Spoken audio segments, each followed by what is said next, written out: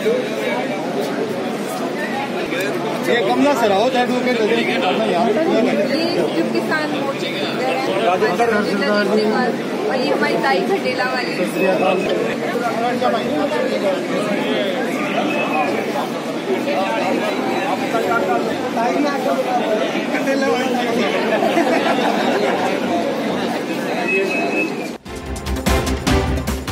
नमस्कार, मैं संजय योगी और आप देख रहे हैं आपका अपना चैनल केशव टाइम्स। दोस्तों, किसान आंदोलन में पंजाब की आवाज़ जो है बनी है वो पंजाब की अभिनेत्री है, पंजाबी फिल्मों की अभिनेत्री सोनिया मान। अक्सर आपने उनको सुना होगा, देखा होगा रैली करते हुए, अपनी बात रखते हुए, लेकिन आज हमारे साथ यहाँ बैठे हैं। फिलहाल हम लोग हैं यहाँ हिसार कोर्ट में, चैम्बर रूम 331। योगेश याग है हमारे दोस्त, इनके चैम्बर में बैठे हुए हैं हम लोग, और यहाँ हमारे साथ आए हुए हैं पंजाबी अभिनेत्री सोनिया मान जी। तो आइए उनसे सीधी बात करते हैं, मैं आपके बीच में नहीं रहूँगा। सोनिया जी, आज किसान आंदोलन में, विशेषकर हम पंजाब की बात करें तो सोनिया मान एक नाम बन चुका है, आंदोलन का नाम बन चुका है। तो एक तरफ फिल्में, एक तरफ आंदोलन, तो आपको आंदोलन कैसे अच्छा लगा, बजाय हम फिल्मों की बात करें तो? जी, मैं जिस बैकग्राउंड से बिलोंग करती हूँ उस वजह से, क्योंकि मेरे फादर सरदार बलदेव सिंह मान कीर्ति किसान यूनियन के में थे और नौजवान भारत सभा में थे। उन्होंने अपनी सारी ज़िंदगी लोगों के लिए, किसानों के हक़ों के लिए दी है।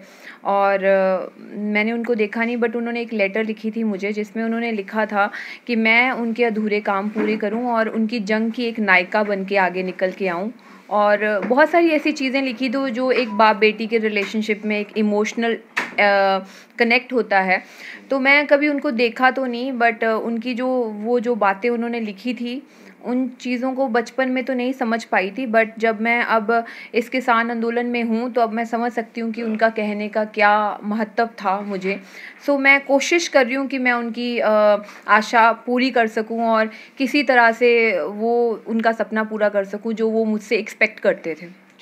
नौजवान भारत सभा, जहाँ तक मुझे याद है, ये भगत सिंह और उनके साथियों ने इसकी स्थापना की थी, और उस नौजवान भारत सभा ने जो है देश की आज़ादी के लिए अपना योगदान दिया था, और उन्हीं कहीं ना कहीं उनके ही वंशजों से आप भी आती हैं।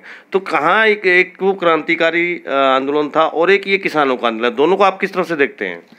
कोई फ़र्क नहीं है जी, वो भी क्रांतिकारी आंदोलन था और ये भी क्रांतिकारी आंदोलन है। ऐसे ही भगत सिंह के चाचा अजीत सिंह ने पगड़ी संभाल जट्टा एक मूवमेंट लड़ी थी, और वो भी ऐसे ही कुछ किसानी बिलों के लिए थी, अंग्रेज़ों के ख़िलाफ़ थी वो, और ये भी एक कॉर्पोरेट कंपनी हाउसेस के ख़िलाफ़ है। सो इतना ज़्यादा फ़र्क नहीं है, सेम ही सिचुएशन है। बट जो फ़र्क आना चाहिए था अब तक, जो भगत सिंह ने एक आज़ादी देखी थी हमारे भारत देश के लिए, उस तरह से हमारा देश अभी तक आज़ाद नहीं हुआ। हमारा देश उल्टा कॉर्पोरेट कंपनीज़ के अधीन हो गया है।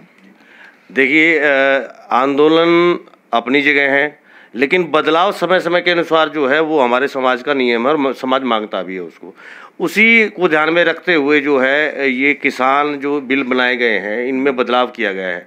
तो क्या आप मानते हैं कि ये बिल पूरी तरह से किसानों के खिलाफ है या आंशिक रूप से है? जी, पूरी तरह से खिलाफ है। एमएसपी फिक्स होनी चाहिए, और इसमें सबसे जो घातक जो बिल है वो एसेंशियल कमोडिटी एक्ट है, जो कि पहले भी बोलते थे कि जमाखोरी क्राइम है, तो वो क्राइम ही रहनी चाहिए। ऐसा नहीं होना चाहिए कि पहले भी जितने बड़े बड़े बिजनेसमैन थे वो इकट्ठा कर लेते थे सारी एसेंशियल पदार्थ और उसको महंगा करके बेचते थे, उससे महंगाई बहुत हो जाती थी। तो आज आप देखिए पेट्रोल डीजल का प्राइस भी कहाँ चला गया है, तो उसको आप धरना लगा के कम नहीं कर सकते।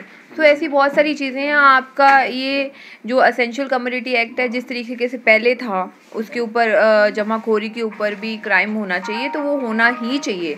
उसको कोई अपनी फैसिलिटीज़ के लिए उसको हटाना और उसके साथ छेड़छाड़ नहीं करनी चाहिए। और ये गवर्नमेंट के, आई थिंक सो गवर्नमेंट के रूल्स में भी नहीं है कि वो इस तरीके के रूल्स के साथ छेड़छाड़ करें। अलग अलग बॉर्डरों पे चल रहा है, कुछ जगहों से सूचनाएं भी, मामले भी दर्ज हुए हैं, खबरें भी आई हैं। कहीं महिला के साथ बलात्कार की बात आती है तो कहीं हत्या की बात आती है। तो आंदोलन के बीच में इस तरह की घटनाएं कहीं आंदोलन को पीछे तो नहीं ले जा रही? देखिए, ये ऐसी कोई बात नहीं है। मैं पिछले 7 महीने से टिकरी बॉर्डर पे रहती हूँ और बहुत सारी महिलाएँ वहाँ पर आके रहती हैं। हमें इज़्ज़त-मान मिलता है, वहाँ पे हमने ऐसी कोई चीज़ फ़ेस नहीं की। बाकी हर कोई चीज़ अगर आंदोलन और मोर्चे के साथ जोड़ी जाए तो वो गलत बात है, क्योंकि हर किसी की अपनी पर्सनल लाइफ़ भी होती है और मोर्चे में बहुत तरह के लोग आते हैं।